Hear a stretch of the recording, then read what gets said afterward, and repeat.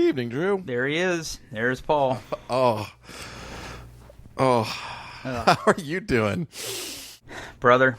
It's been a day. It's been a few days. It's been a few days.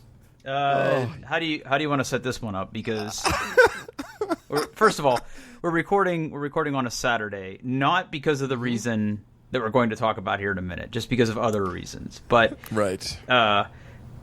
Yeah. Do you just want to unload on me? What do you want to do here? So what's going on with your computer, Drew? Okay, so here's the thing. Paul, I know that at this point it's almost it's okay. It's okay. It's okay. You're allowed to laugh. Because if we weren't laughing at ourselves. Okay, so listeners of this show, all 6 of you, probably are aware that I made the investment lifestyle decision to water cool my computer. Now, I'm not talking about going to Micro Center or Amazon and picking a water cooling kit off the shelf. No. I, in my infinite wisdom, decided that I wanted to just dive. Oh God, that's gross. Making myself ill thinking about this. This is going to be the best episode ever. Well, we just lost what listeners we had left. Anyway, I decided to... serious face. I made the decision to go all in on water cooling my computer and buying, like, the pumps and the tubes and the blocks and the reservoirs and the radiators and assembling that all in my case and doing the water cooling thing. And it was working fine. It was fine. But part of me just wasn't satisfied. I just didn't like kind of how it was performing. I didn't think that I was getting the temperatures that I should be getting after making the investment in dollars and time that went into this system. Okay. So, I've been playing a lot of video games, and I was noticing that my GPU was running pretty warm. And I did some research online as to people who had similar video cards and water-cooled them to see, just what I should expect realistically temperature-wise. And I was a good 20 degrees Celsius over what they were doing. So that's significant. That's pretty significant because in, like, U.S., freedom degrees... that's not a small amount of degrees. And no. I started reading into what this was going to take to fix. And a lot of people pointed out that what you should do is when you're mounting your graphics card water block, you mean the thing that makes the water go across the graphics card to transfer heat, just so we're all clear of what I'm talking about here. That thing is... designed to be put on in such a way, and you have to use the right sort of thermal compound, and you have to mount it a certain way, and it's just a whole thing.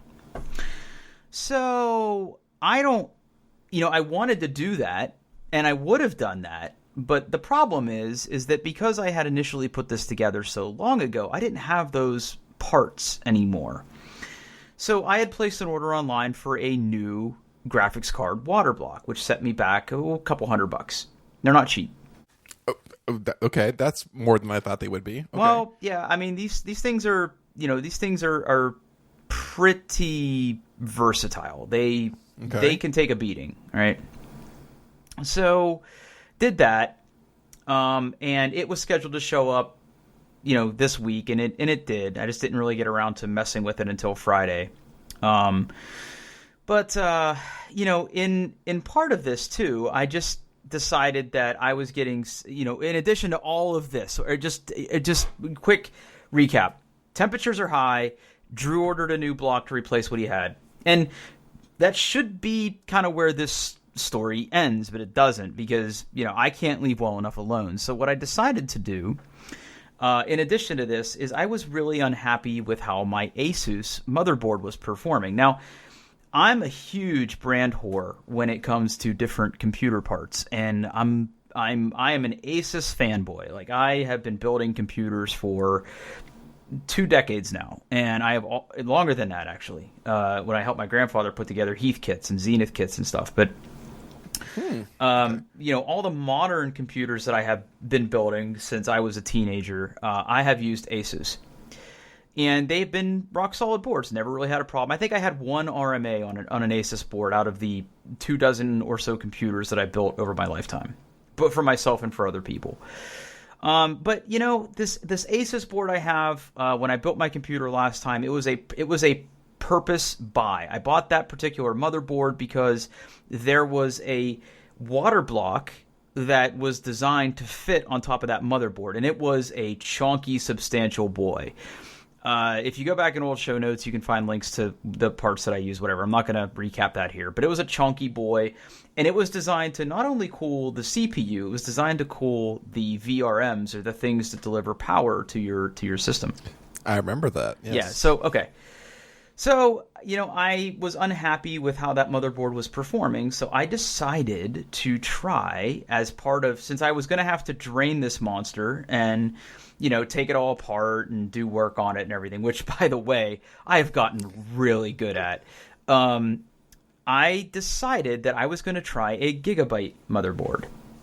So I also purchased a new Gigabyte motherboard, and because the water block that I had was custom built for my other computer, I had to buy another CPU block, which was another, couple $100. So, I'm like $600 or $700 deep on trying to save 20 degrees on my computer. So Friday, that's a commitment. Yeah, yeah. I'm completely off the deep end on this. This is a cry for help. Help me, Paul. Help me. So okay, so go back to Friday, right? Friday is our scheduled Dungeons and Distancing night, where you have been hosting a campaign, which we're going to talk about that here in a minute too, because we wrap that up this week. But that was scheduled to go on Friday. I had the day off of work Friday, so I got up kind of early on Friday, and I took my computer apart, and I started putting together all the new things, all the new components, put together the new motherboard, the new water block, took everything out of my old computer, rebuilt this thing, which, again, because this is a custom loop, there's all this work involved in getting all of the old liquid out of the computer safely and in the place where you want the liquid to go versus where you don't want the liquid to go, which is either on yourself, on the floor, or, God forbid, on other parts of the computer. Okay, so I want to unpack that a little bit. Okay. So you have all this coolant in there, and you have to get it all out? Right. So how do you do that? So, okay, if you do this the right way, ask me how I know. If you do this the right way, you build yourself a little drain. So on the back of my case, if you take the back panel off of my case, there is a ball valve on the back of my pump and reservoir, and you hook a tube up to that, and you turn the ball valve, and the liquid starts to shoot out of the reservoir into, hopefully, the thing that you want it to go into, which is a cup of some sort or a bucket. And then as the water comes out of the reservoir, it is replaced with air. That air then follows kind of the water through the different pipes of your water cooling loop. And if everything works the way it's supposed to, because of science, the air pushes the water out of the different components and back to your reservoir, which then continues to drain. So like you open this ball valve, and like a few pints of coolant come out. Now it doesn't get everything, because in order for it to get everything, it would have to be at the absolute lowest point of my computer. And because I have a radiator in the bottom of my case, that just isn't possible. So like there's still water in the bottom radiator. But now I can get almost all of the water out of my graphics card and out of my CPU pretty good. Now, I have to cheat a little bit because it doesn't get everything out, probably because it's not at the lowest point in the loop. But what I can do is if the water comes out of the reservoir enough, I can disconnect some of the hoses without making a mess, and then like plug those holes up and like take out the different components kind of one at a time. And it's kind of a pain in the butt, but I've got a system at this now that makes this pretty easy to do. So okay. Yeah. So that's that, right? So you have to get all of that liquid out of there. And by the way, when you've got a full tower steel and aluminum and glass case full of computer components that's not very light, add a couple gallons of coolant to that, and boy howdy, lugging this thing around my basement is not easy. Not an easy thing to do. So okay. So Friday I do all that. And it's just, it doesn't go well. It just doesn't go well. Liquid goes where it's not supposed to go. What went wrong? I was trying to take it apart in a civilized, orderly manner. That didn't happen. Did you just grab it, just take one of those tubes in your teeth and just? I did end up cutting one because I could not unscrew. One of the fittings. So I had to cut it. I cut it over a cup, and most of the liquid went in the cup. It's just. Listen, Paul, you're a good dad. Paul, you're a good dad. If your son ever comes to you and says, "Dad, I want to liquid cool a computer," tell him no. Just put your foot down, hand him some drugs, get him another hobby. Don't let him do this. Or your daughter. I don't want to be gender normative here. I will keep that in mind. Yeah, don't do this. And I've already decided. I've already made up my mind that when the time comes in November-ish, there's a new series of graphics cards that is due to launch in November. I will almost assuredly be buying one of those because I want the best of the best to play Cyberpunk. I've already sort of told myself that that's what I'm going to do. The NVIDIA 3000 series? Yeah. Okay. All right. When that happens, that will probably be when I decide to ditch my custom loop. Because at that point, I doubt that when those cards launch, there will be any water blocks that will be able to fit them, right? Because that's not something that usually coincides with a product launch. I assume these hobbyists have to kind of get their hands on them and take measurements and these companies design custom parts and stuff. Yeah. And okay, so quick sidebar. What's really fascinating to me, all this aside, there is a kind of a cool manufacturing CNC part of this where when you flip it over, you can see where some sort of machine precision milled this stuff out. Not for nothing, this company that I buy these parts from, they make really good products. It's just that I don't know what I'm doing. So, it's not their fault, right? I can't be mad at them. Okay? So, okay.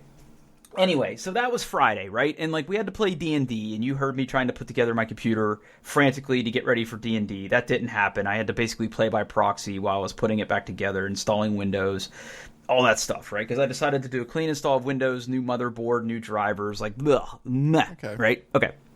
Fair enough. I mean, if you're doing that much work, that makes sense. Yeah, so I got online just in time to finish the D&D campaign and kind of talk about it with everybody that we were playing with. And then, once we wrapped up D&D, I decided that I was going to try to play a game, right? I was going to play a game, and this was going to be the moment of truth, right? So you had worked all day. I worked all day on this. Got coolant in places coolant wasn't supposed to be. Yep. Had carried your computer full of coolant around your thing, tried to get everything all drained. Mm-hmm. New video card, cooling block. Not new video card. New cooling block, yep. New motherboard. Yep. New motherboard, new fresh install of Windows. Spend all day on this. All day, on my day off. And you're sitting down to play a game for the first time, probably close to 11 o'clock in the evening. It was pretty late at night. How'd that go? Okay, so prior to doing all of this work, I would play a game. I still am on my Call of Duty Modern Warfare kick. It has a GPU temperature monitor in it. I did all of that work, same temperature. Really? Yep, it was still hitting 71, 72 degrees C. I was I wish mortified. I could give you a hug right now. I was mortified. I sat there and I saw, like, because you can see it. It's right up in the top left-hand side of the screen. You can see the temperature starting to rise, and it's just like, oh my God, I'd be happy with. I'm begging with God. God, just give me 10 degrees. If I got 10 degrees out of this, I would be thrilled. Just give me 10 degrees. Nope. So I went to bed kind of dejected last night. Okay. So I got up this morning, and I decided to put on my science hat. So what I did is Science Corner with Drew? Science Corner with Drew. So what I did is I, again, disconnected my computer again, drained the loop again, took apart the video card block again, cleaned all of the thermal interface off of there, and decided that I was going to try to reapply it. So I did all that, and I also have come to find out, after reading the internet, that, okay, another quick sidebar. My water card block is like a failure sandwich. Okay, so the bottom part of the failure sandwich is the water block itself. That is the stuff that the water flows through. It has a giant cold plate on it that is designed to touch the middle of the sandwich, which is the actual video card. Like, that's what I plug my monitor into. That's what makes the shooty man show up on my screen in detail. Like, that's the important part. And then on top of that is a back plate. And that back plate is designed to, one, protect your card, and two, it also helps with kind of thermal conductivity, because you put some thermal pads in that beast, and then you mash it all together, and you have to screw all this together, right? And they give you different size screws. And okay, so now this is where the story takes a little bit of an unfortunate turn. So not all video cards of the same chipset are designed to be the same. Okay? So, like, for instance, the video card that I have is based on the NVIDIA 2080 Ti series. So if you were to go to your favorite computing store like Micro Center and you typed in 2080 Ti, you're going to get about a dozen different results. And these different results will either be what are called reference cards, meaning that they are cards that were built to NVIDIA specifications, or aftermarket cards, which are cards that are based on reference design, but might be slightly bigger, slightly smaller, more powerful, sometimes overclock, sometimes come with like water cooling stuff already pre-attached, like, okay, so put the hat on backwards for a minute, right? You're the company that makes these water blocks. Like, how do you deal with that? So, like, the water block that I have is specifically designed for my particular flavor of NVIDIA 2080 Ti. Like, it will not fit properly on any other card except this one goddamned EVGA 2080 Ti that I bought when I should have just bought a reference card. There, I said it. Okay, so there's that, okay? Now, however, this company that makes these things, like, they make the cold plate and the water block to be that size, but the hardware they give you is full of screws that could be used in any of these kits. Because why would you go through the trouble of picking out all the little tiny screws that you need for the different kits? Okay. So you just get a baggie full of general purpose screws. You get a baggie full of screws, and you better have a millimeter ruler to know which screws to use, because if you use the wrong ones, you don't get good contact, and then the temperature goes up. So I put all this together, and I come to find out that the screws that I had used originally were too long. So it wasn't screwing in my... It wasn't getting my back plate tight enough, because some of the screws that go into the video card itself and screw to the cold plate, the rest of the screws have to go through the back plate, and it kind of pulls the shit sandwiched all together, right? So, like, it just compresses all the thermal pads and the thermal goop together into this thing, okay? That makes sense. Makes sense. So, 7 a.m. this morning, I couldn't sleep because I was so angry and so upset. I tear this thing apart, I redo it, I reapply thermal paste, I'm punching my hands because I'm excited, I put it back together, and I get about a 5-degree drop. So progress. But Paul, progress. This computer will not defeat me. I take it apart again. Okay. So I take it apart again, and this time I decide that I'm going to try a different method of applying the thermal paste. This time I apply a very small amount of thermal paste, right? Because again, the thermal paste in computer cooling, outside of water cooling, right? If you've ever had to put a cooler on top of a CPU before, or sometimes if you buy them like the aftermarket ones, they already come with some on there, right? And there's not a lot. It usually doesn't take a lot. What you just need is you need some sort of medium that sits on top of the thing you're trying to cool that provides thermal conductivity from the bottom to the top. Like you shouldn't need a lot. If you do this right, you should not need a lot. So I thought maybe these temperatures are high because I use too much. So what I did is I did the little bit of pea size right on the graphics card chip. Right now, the other thing to keep in mind here too is like you have to clean the old stuff off first, right? So I'm like dousing my electronics in alcohol and wiping and drying and wiping, and there's still bits of silver in my fingernails. Like it's tragedy. So I put a little dab on the chip. I get a Starbucks gift card that probably has money on it. I don't know. I didn't care. And I spread that paste in a nice little sliver right across there. Oh, it was like mwah, chef's kiss. It was like it was like I did this perfectly because this is going to be the answer. Put it all back together. And by the way, putting it back together means reconnecting everything. First of all, putting the graphics card back together, reconnecting all the tubes, filling the water back up, letting the pump run to get all the air out, like putting more coolant in to replace the air that comes out of the things that used to not have liquid in it. So like this is like about a 45-minute process both ways, okay? Wow. Yeah. Okay. Wow. Oh, buddy. Wow. Buddy. Listen, so it's 45 minutes to tear it all down, then do your work, and then 45 minutes to get back up to a state where it's able to be ish. Okay. Okay.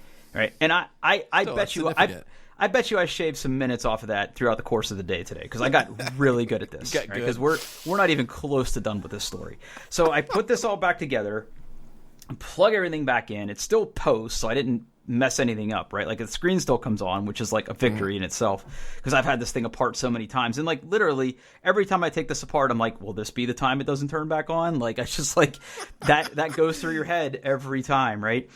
Yeah. So I'm doing this thing.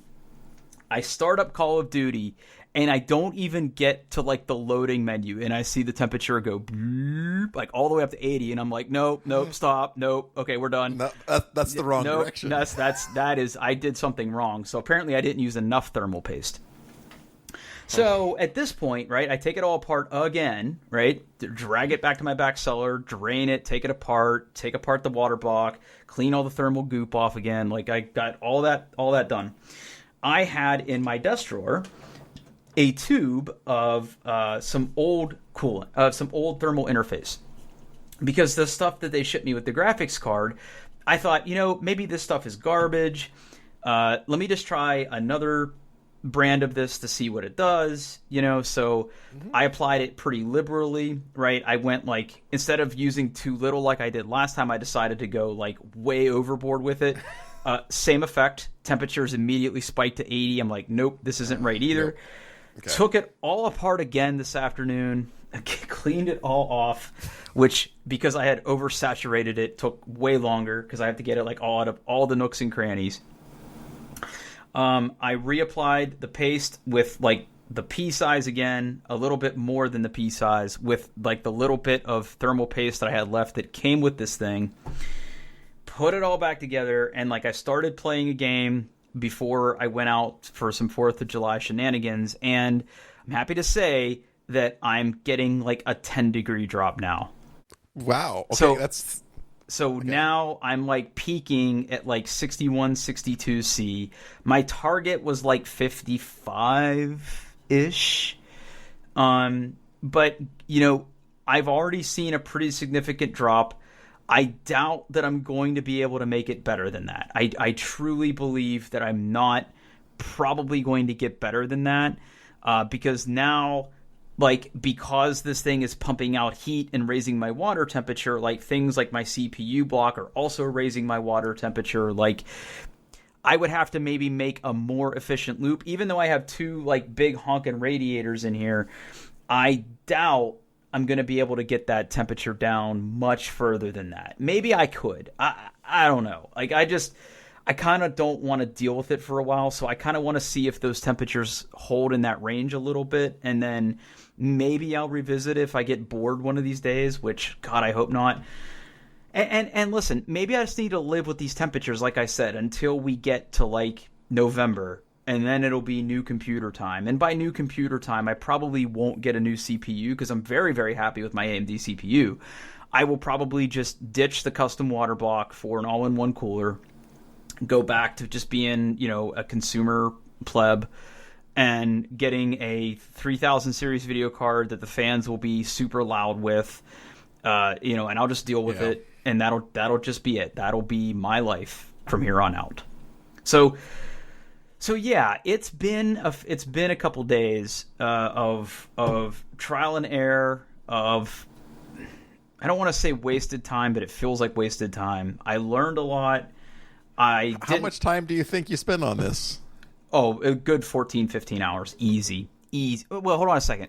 Okay. 16 hours at least. Because I spent a good 8 to 9 hours yesterday and 5 or 6 hours today. Easy. Wow. Easy. That's a lot of hours. Yep. Whew. And like now, like I'm looking at my CPU temperature. I'm like, well, that should probably be lower. And I'm like, nope. I don't care. Just don't overheat. I don't care how loud the fans get. Just leave me alone. Let me play my shooty mans, and that'll be enough. Be enough. So that's my saga. So to recap, I spent a lot of money. I don't know if it was necessarily worth it. I feel like it wasn't worth it. The end. Oh, the end. The end. Wow. And now, I'm That's home. That's quite a journey. Now I'm home. Like, I had to reinstall. Like, of course, and like, never mind. Right? If you decide to use, should you decide to use, as the editor of this show, the beginning of this, you'll hear me frantically trying to log into things that I had to re-log into because fresh install of Windows. So like, I'm scrambling to make sure Audacity still works and everything right before our podcast because lest anyone think I'm any kind of professional. Oh. Yeah. Anyway. Oh, wow. That's quite the journey. A hero's journey, if you will. Forget it. Let's talk about you. Hi, Paul. How are you? Oh, I'm good. Yeah. Really, really good job with the D&D campaign, by the way. Oh, well, thank you. Well, Wizards of the Coast has taken a lot of the credit because I ran a pre-published adventure, but listen, like it was fun. Yeah. Without the GM, you might as well just hand someone a book, right? Like you still have to keep everybody on task, and dealing with us as a party was pretty high maintenance, if I do say so myself. And I took some liberties with the story, as you have to do, right? Because like pre-published adventures get you like 80% of the way there. But, the players are going to do something you don't expect. Or you have an idea that's going to make the game more fun. The rule of cool always has to be in effect as well, too. So, yeah. The whole point of this was I really couldn't leave my house. We started this right around when the quarantine was in full effect and everyone was living in fear of coronavirus, which they still should be, but that's wear a mask. There. Wear a mask. Wear a mask. And a way to spend some Friday nights with some people I enjoyed playing D&D with, and we checked all of those things. So we did. I was pretty pleased. Yeah, and like I had previously tried to play games like D&D online before, but like people either weren't into it or the tooling was bad. This was the first full campaign that I played like on a computer. Like that wasn't a video game, right? Like it was right. It was I mean there was definitely a bit of a learning curve with the the tools, right? Yeah, definitely very very much a learning curve, yes. Well, learning curve for everybody, right? Not just you. The learning curve for us, like learning how it works, and there was a lot of that. Yes, but we got always layers. We got it figured out, and by the end of it, I felt like we were all doing our thing. And we talked about this on a previous podcast, but we were using Roll20. We were using D&D Beyond for the character sheets and everything. Yeah, I mean, it was fine. It was fine. I mean, I don't know. Like, well, D&D Beyond, that thing is solid. Like, yes, it's a good way to manage your character sheets and not have to be drowning in books and looking up individual rules. As you make sure that your character is correct, and then it also like makes visible all of the things your characters can do and gives you all of the mechanics right there, either as a tooltip or as like a little popover. If you're running D&D at all and you have the money to spare, obviously if you don't, just buy the books. It's fine. Buy some books, all you need. But if you're, a middle-aged, middle manager like me, and you have a little bit of money to spend, man, D&D Beyond is worth its weight in gold. I've been a really big fan of it. This is second or third game that I've ran with D&D Beyond. I really, really like it. Roll20 is it's been around the longest. I was using it a long time ago, back when I used to play some Shadowrun, but we mostly didn't use it for virtual like maps and stuff. It's mostly just dice and character sheets. On one hand, Roll20 is really nice. Like, basically what I did is Wizards of the Coast created a pre-published collection of maps and content for Roll20 that you can just basically say, I want to, I ran the Curse of Strahd. I gave Roll20 like $20-$30, whatever it was, and they basically said, here's you can make a game based off this template. It'll give you all the maps, all the tokens. And that was great because I didn't want to, for me running a big game like this, I wanted to kind of like limit my variables. So D&D is really easy. Buying something like this makes it easy for me. I don't have to worry about maps. I don't have to worry about writing the story. I can just really focus on telling the story and focusing on the tools, and that was nice. And in that regard, Roll20 was great. In some regards, Roll20 is just it's not bad. It's just creaky. It's creaky. There are some things I would just change about it. Sometimes the performance was really, really kind of shoddy. But end of the time, most of the time, Roll20 just disappeared and we were able to play the game. So I think that's when it was at its best. Yeah, it is nice to have that shared tabletop that everyone can see. I was using some of the more advanced features of it, which was, I didn't do any of the work. It was all built into the maps, but where basically, as the characters are moving around the maps, they could only see what their characters could see. They didn't know what was behind that door until I opened it for them. And that was really nice, but it was also where we had the most performance issues, especially on big maps. Sometimes like, okay, I need to remove this bit of door so you can see past it. And then it would be like 15-20 seconds before that actually happened. Partway through this, Roll20 introduced like a big major update to their dynamic lighting system, is what they call it, and that sucked, and I ended up having to go back to the old version because at least it was not performant, but at least it worked. Who knows if they're going to make that better. But I don't think this is the end of me running or playing games on a virtual tabletop. So, yeah. And there's other things out there. I keep hearing a lot about Astral Tabletop. They have a very, very fancy looking website. So that might be something I might try out in the future. But, yeah. What was the name of it? Astral Tabletop. Tabletop. I will put a link. The easiest way to play tabletop games online. Get up and rolling with built-in support. Yeah. Basically everything but Wizards. Well, they have Pathfinder. Is Pathfinder Wizards of the Coast? Yeah. No. basically, from what I understood, this is the story of Pathfinder that I like to tell. So when Wizards of the Coast took over D&D, they had this weird concept of like, well, we're going to make this D20 system. We're going to make it open, that anybody can make games off of it, and we're going to have part of it that's open and part of it that's proprietary, and the proprietary stuff is like, you know, all the D&D settings and stuff, but the core of it is all open. You can do whatever you want. And lots of settings, like there was a D20 Star Wars, some other D20 systems came out of there. And the fine folks at Pathfinder, like, they go, wow, I like D&D, but it's not complicated enough. So they kind of forked that D20 system and went their own way. And Pathfinder was born. And they've done things like Starfinder. Is it Starfinder? Well, you're well outside my knowledge at this point. Is it Starfinder? Yeah, so they took and made a sci-fi version of Pathfinder called Starfinder. And some people really, really, really like Pathfinder. I've never personally played it. I've always heard that it's I don't like it.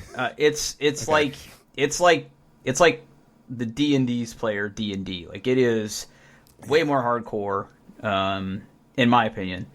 I was in a couple Pathfinder campaigns, and as somebody who's always been lukewarmish on D&D, like, I enjoy classic D&D, like, especially AD&D, like the old stuff. I really enjoyed, and like, I think Pathfinder was originally I could be wrong here, but I think Pathfinder was originally built to kind of like re-emulate and recapture some of that magic. But yeah, it really turned me off to the whole fantasy setting, to be honest. That's why I like games like Shadowrun and, you know, Mech Warrior and, you know, BattleTech and stuff like that. I mean, I really enjoy D&D 5th edition. I think that they really went and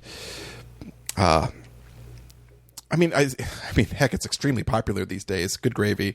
It's almost cool, dare to say. But I think they did a really, really good job with the rules, making it really streamlined, really easy to understand. It's really welcoming to new players. The systems are relatively easy. There's not a lot of, you know, it's basically roll a D20, figure out what to add to it, and sometimes you roll 2 D20s, and ta-da, D&D. But I mean, I enjoy fantasy. I enjoy some fantasy tropes. Like, there's a setting in D&D that I really, really enjoy called Eberron. That's where all of my like homebrew games have been in. But at my very essence, I like the future. I like cyberpunk settings. I really love Shadowrun. Like, so much. So that's where my heart lies, and I think that's where we're going to go next. So, yeah. Oh, I love this. Okay, so Astral Tabletop. Astral is free and always will be. Every free account includes, and then they rattle off a bunch of features. Upgrade to Pro. Well, if you have a Pro option, is it really free? I don't know. So this is how a lot of these things work.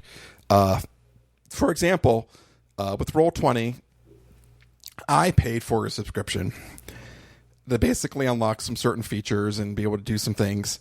And the one nice thing about them is if the person running the game has those features, then all the players using their games don't have to pay for a subscription. They can choose a free account.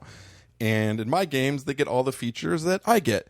And that's really nice. I imagine that that's how Astral Tabletop works as well. I mean, and a lot of it, what they give you is just access to... Well, there are some features you can do, like the whole dynamic lighting thing is a paid feature in Roll20. But it's access... I mean, if I'm looking at this, and the big thing that I see is over 12,000 tiles, tokens, and sounds included to build an elaborate campaign plus brand new content every month. Like, that's what you're paying for. It's that, I need some forest tiles, and then you just search forest tiles. Like, oh, look, here's a pre-made map or some stuff I can throw together real quick, and then you do that, and you don't have to spend your time, hand drawing trees and paths and stuff. Yeah. But I've heard some good things about Astral Tabletop. I might play around with the free now that I know what I'm looking for. I may play around with some just to kind of see how it works. But then again, like I've read a lot of articles about how to run a game just using Discord, right? Like we don't necessarily need to have a shared map that we can move things around. If I can just if a game master can just show you a drawing, or being able to share character sheets and just do all theater in the mind and use a Discord bot to roll dice, go low tech for your online games instead of something more formal and big. So there's lots of different options. Yeah. Oh. Yeah. All right. I see a couple other topics in here that I think can take us to the finish line here, and they're all things that I want to hear you talk about. Okay. You want to do all of it? So the one is really, really, really fast. I'll do it real quick. All right. Fireworks. That was a big one. Yeah, that was pretty good. That was not me. That was definitely not me farting. Something I discovered in the last couple of weeks, Sony has released the official The Last of Us podcast. They have just finished up their kind of recap of The Last of Us Part 1. They've talked to the directors, developers, actors, kind of rehashing that story and what it meant. And then the next half of it is going to be doing the same thing to Last of Us Part 2. It's done really good. The interviews are really... If you love this game like I do, it's a must listen to. I would recommend checking that out completely, and there will be a link in the show notes. And the other thing is wow. Are you under attack or? I might be. I installed some betas. You installed a lot of betas, actually. Yes, I did. Literally every beta you could install, you installed. The first one I did was almost the day after our last podcast. I installed iOS 14 on my phone, and I must say it's awesome. Oh, it's okay, good. It's good. It's so good. The widgets are great. I can't wait until third parties do widgets. I love the back tap where I can now tap twice. Back tap on the back of my phone and it goes home. Tap and 3 taps and it goes to the app switcher. It's really good. Hey, wait, can my phone do that?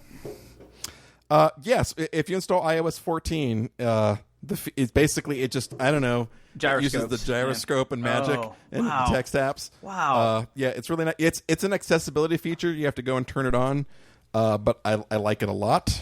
I love when I get a phone call, my whole phone doesn't just turn into a phone. It's just a nice little notification that comes up that you're getting a phone call. That is really, really nice. That home screen improvements, app library. I mean, you could read someone's, just go to the internet and Google, go to 9to5Mac and read their articles. It's going to be so much better than me. But I'm here to say that my experience with the beta iOS 14 has been spectacular. I haven't had... Well, okay, that's not true. I had a couple of times I did have a weird issue with, the Bluetooth stack where I had to, basically turn Bluetooth on and back on to get my AirPods to work. But outside of that, it's been extremely stable. Everything has worked. I remember the last set of betas were, mail... The default mail app just, didn't work half the time. I don't have any of those problems. It's really, really, really nice. My goodness, it is it is literally popping off over there. Yeah, it's pretty. We got some fireworks.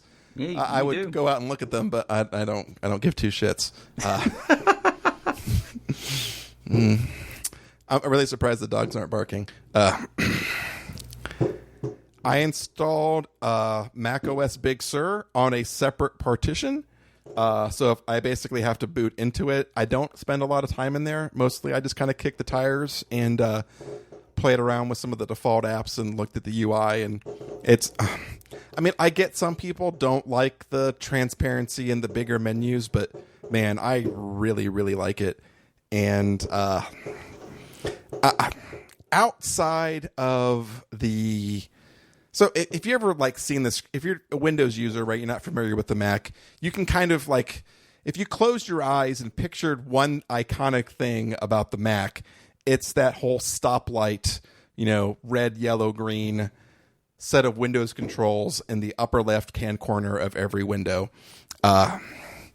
Spoiler alert, lots of Mac users don't actually use those ever. They use keyboard controls, but like I never use those things. Like one closes the window, one minimizes it, and one makes it full screen.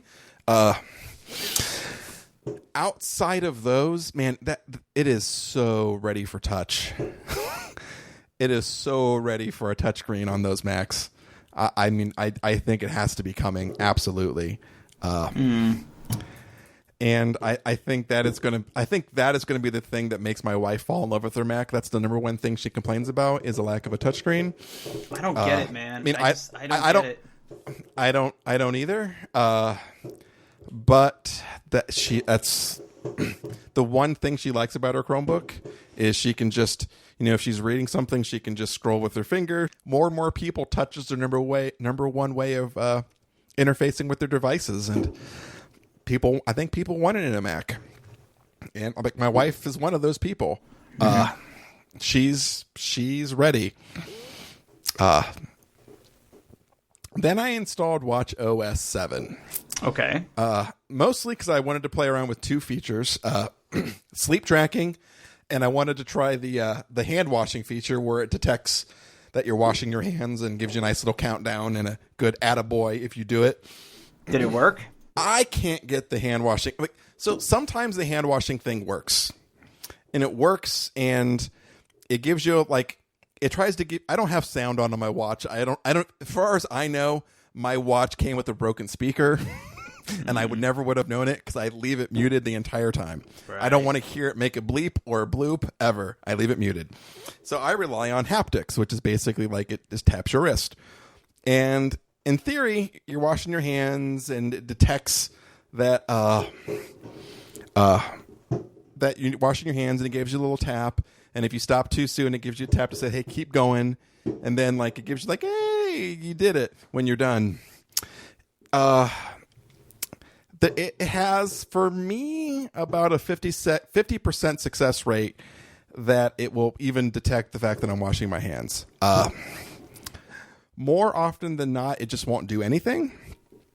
And then I have some times where the most common scenario that I get, it kicks off when it shouldn't. And the most common time for me is if I'm in the kitchen and I'm cooking and I'm using my hands and I'm doing stuff and my wife is washing her hands in the kitchen. It goes, "Oh, you're washing your hands." And it starts counting down, and then if you stop washing your hands before it finishes so many times, it gives it when the next time you look at your screen, instead of seeing the clock, you get a little shame saying, "Hey, buddy, you really should be washing your hands for 20 seconds because you don't want to die." And then you got to touch a button or tap the screen to get rid of it. And it's just annoying enough. I have not turned it off yet, but I am going to turn it off because it doesn't work the way I want it to. Maybe I'll try it again in a later beta. Maybe they can work out some of the kinks. And I really want to try out sleep tracking. But turns out I can't stand wearing my watch to bed. Ta-da! End of review.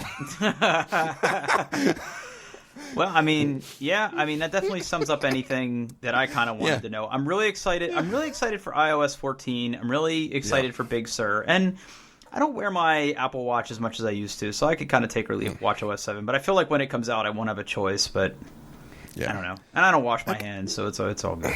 There you go. Yeah, I tried wearing the watch to bed, and it bothered me. And I'm like, you know what? Screw it. I'm just taking it off. And because I don't sleep the best, so I was kind of hoping maybe I can get some insight into how bad I'm not sleeping. I don't know what I was going to do with that. I think I slept like crap last night. Let's check the numbers. Yep, slept like crap last night. Not much I can do about it. What's my action there? I don't know, but I like numbers. but I just cannot stand wearing that thing at night. I get it, buddy. So it's not going to be a feature that I want. So iOS 14 is definitely the king of those betas. It is it's so good. I can't wait for more people to try it. If you're really, really curious, I'd give it a week or so and wait for the public beta to come out. All right. And jump on that. It's been extremely stable for me. All of my apps worked. I have not installed it on my iPad only because, to be blunt, that's the thing I edit my podcasts on. And I don't want to take the chance of it like messing up or Ferrite not working. So if I ever see like, hey, Ferrite works just great on iPad OS 14, I may give that a try as well. But man, on the phone, it's good. It's good. Widgets, baby, widgets. All the home screen changes. It's good. Good.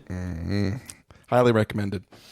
All right. Well, it's Yeah. man, wow, 53 minutes just like that. What do you say we wrap this thing up and agree. prep ourselves for next week? Yeah. So, as always, you can find us on the internet at doingtheirbest.com and on Twitter at doingbestpod. You can reach me on Twitter at Paul Baylor. That's BAHLER.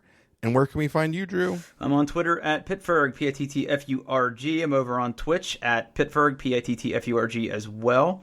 Also, I am getting back into public speaking again. It's something, good for you. Good for me. I will be giving a talk about Microsoft Cognitive Services to the Northern Ohio SQL Server users group Tuesday night. Nice. By the time this podcast comes out, if you're listening to it, I will put a link in the show notes where you can sign up and register. It's free. If you want to just see me or if you want to hear about Microsoft stuff, come give it a listen. I think you could find it interesting. So that's all I got. Good for you, Drew. Good for me. All right, well, I'll let you duck and cover there with all the fireworks, and I will talk to everybody next week. Yep, thanks for listening.